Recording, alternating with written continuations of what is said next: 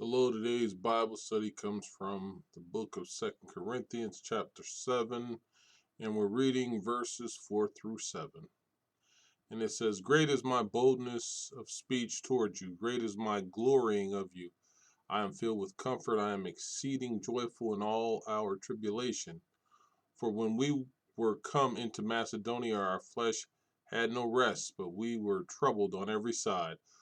Without were fightings, within were fears.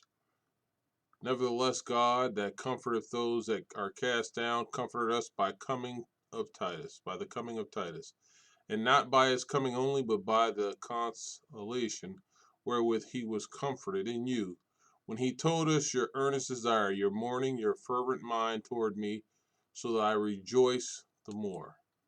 And Paul is feeling good right now. And as it starts off, it says, "Great is my boldness of speech towards you. Great is my boasting on your behalf." Um, Paul has been telling the Corinthians what was going wrong and what they were doing, and he had no cut cards. He was bold about it.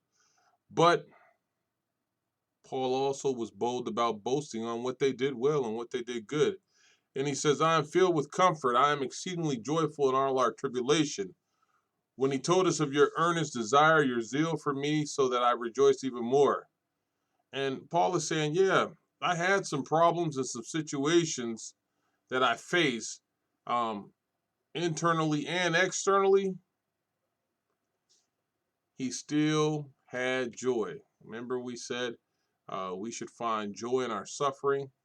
And, and a lot of this came from the good things that the Corinthian Christians were doing, the good news from them.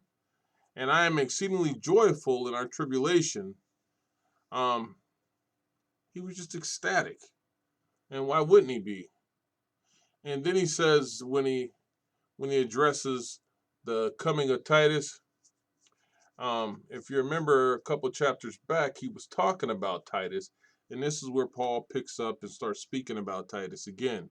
And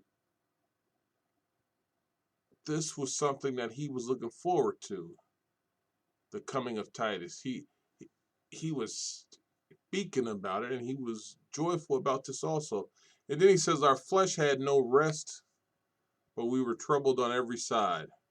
And this was back in Macedonia. Remember, Paul had a hard time there. And Titus came in when he was in Macedonia, remember? And Titus was telling him about how good the Corinthians were doing, um, and how they were saying they were going to stay with Christ and turning back to the Lord and turning back to Paul. Because remember, he had some conflict with them, and they saw him in different ways. So it says outside were conflicts, inside were fears, and this just tells you this is how Paul's life was. His ministry was this.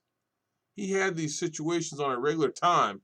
Um, he had a very blessed and spiritually filled life, especially in his ministry. But there were also conflicts and fears, and we should never think that we will not face these and have them. But Paul rejoiced so much in the joy that it outweighed any of the conflicts. But just to let you know, Paul was always having problems with the enemies, and they were the enemies of the gospel. And it could be Christians or unbelievers. It could be churches that were set up. It could be people he was walking into.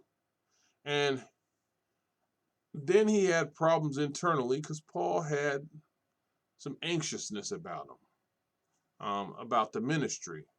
Your earnest desire, your mourning, your zeal for me.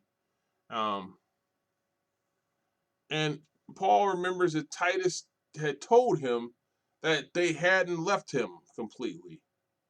Um, but what it really showed that was that God was still doing work. And even if Paul wasn't there, God was still doing work. And when Paul knew this, it made Paul feel good. It made Paul relaxed because the word was planted and now God was doing what God does. And Paul acknowledged this. Amen.